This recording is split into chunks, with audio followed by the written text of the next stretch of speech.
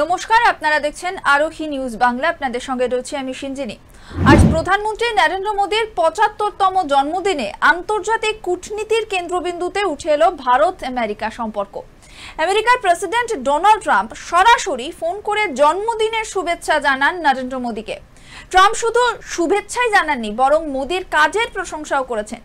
অন্যদিকে মোদী সামাজিক মাধ্যমে ধন্যবাদ জানিয়ে ভারত আমেরিকার দ্বিপাক্ষিক সম্পর্ককে আরো উঁচুতে নিয়ে যাওয়ার প্রতিশ্রুতি দিয়েছেন।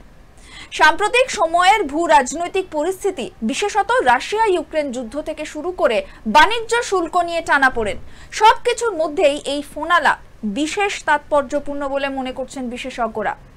চীনের বেজিংয়ে অনুষ্ঠিত এসসিও সম্মেলনে মোদী রাশিয়া ও চীনের সঙ্গে ঘনিষ্ঠ বার্তা আমেরিকার জন্য নতুন চ্যালেঞ্জ তৈরি করেছিল।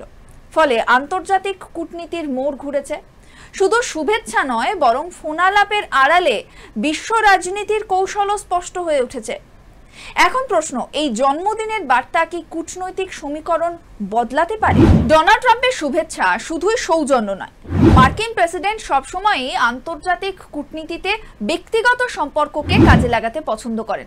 মোদির জন্মদিনে ফোন করা তারই ইঙ্গিত।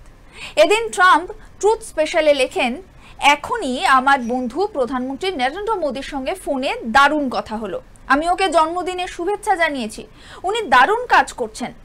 নরেন্দ্র, রাশিয়া ও ইউক্রেনের যুদ্ধ থামাতে সহযোগিতার জন্য আপনাকে ধন্যবাদ। বিশেষজ্ঞরা মনে করছেন, সম্প্রতি এসসিও সম্মেলনে রাশিয়া ও চীনের সঙ্গে ভারতের ঘনিষ্ঠতা আমেরিকার কূটনৈতিক অস্বস্তি তৈরি করেছে। তাই ট্রাম্প বন্ধুত্বপূর্ণ বার্তা দিয়ে সম্পর্ককে ধরে রাখার চেষ্টা করছেন। মোদী ধন্যবাদ বার্তায় শুধু বন্ধুত্বের উল্লেখ করেননি, বরং রাশিয়া ইউক্রেন সংঘাতের শান্তিপূর্ণ সমাধানে সহযোগিতার ইঙ্গিত দিয়েছেন। ট্রাম্পকে বন্ধু সম্বোধন করে নরেন্দ্র মোদী লিখেছেন, আপনার ফোন কল এবং ৭৫তম জন্মদিনে উষ্ণ শুভেচ্ছার জন্য ধন্যবাদ। ভারত আমেরিকার দ্বিপাক্ষিক সম্পর্ক এবং রাজনৈতিক অংশীদারিত্ব সম্পূর্ণ নতুন উচ্চতায় নিয়ে যেতে আপনার মতো আমিও প্রতিশ্রুতিবদ্ধ। আন্তর্জাতিক পর্যায়ে ভারতের অবস্থান সবসময় নিরপেক্ষ থেকেছে, তবে সাম্প্রতিক সময়ে নয়াদিল্লি মধ্যস্থতাকারীর ভূমিকায় নিজেকে প্রতিষ্ঠিত করতে চাইছে। মোদীর এই জবাব ভারতকে এক ব্যালেন্সিং পাওয়ার হিসেবে তুলে ধরে। শুভেচ্ছার পাশাপাশি বাস্তব সমস্যা রয়ে গেছে। ট্রাম্প সম্প্রতি ভারতীয় পণ্যের উপর ৫০% শুল্ক চাপিয়েছেন। এতে ভারতীয় রপ্তানি শিল্পে চাপ তৈরি হয়েছে।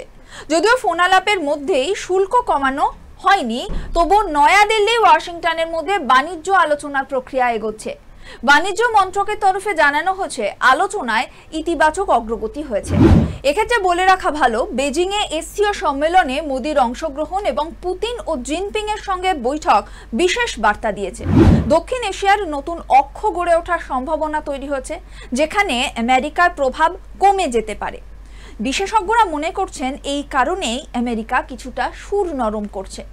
ফোনালাপ সেই কূটনৈতিক ভারসাম্য রক্ষার একটা অংশ হতে পারে।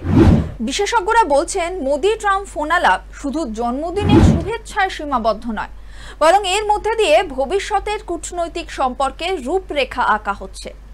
ভারত আমেরিকা বাণিজ্য, প্রতিরক্ষা, প্রযুক্তি সহযোগিতা আরও গভীর হওয়ার সম্ভাবনা রয়েছে। একই সঙ্গে ভারত নিজের স্বার্থকে অগ্রাধিকার দিয়ে বহুমুখী কূটনীতি চালিয়ে যাবে। মোদী ট্রাম্প ফোনালাপকে ঘিরে আন্তর্জাতিক কূটনীতিতে নতুন উত্তেজনা তৈরি হয়েছে। জন্মদিনের শুভেচ্ছা বিনিময়ের আড়ালে অনেক বার্তা স্পষ্ট। একদিকে আমেরিকা বন্ধুত্বের হাত বাড়িয়ে দিচ্ছে, অন্যদিকে ভারত তার স্বাধীন কূটনৈতিক অবস্থান ধরে রাখছে। সাম্প্রতিক সময়ে বাণিজ্য নিয়ে টানাপোড়েন, রাশিয়া চীনের সঙ্গে ভারতের ঘনিষ্ঠতা নতুন সমীকরণ তৈরি করেছিল। আগামী দিনে ভারত আমেরিকা সম্পর্ক কতটা এগোবে তা নির্ভর করছে পারস্পরিক স্বার্থের ভারসাম্যের ওপর। তবে মোদীর জন্মদিনে এই বার্তা যে শুধু শুভেচ্ছা নয়, বরং বিশ্ব কূটনীতির বড় ইঙ্গিত, তা স্পষ্ট হয়ে গেছে।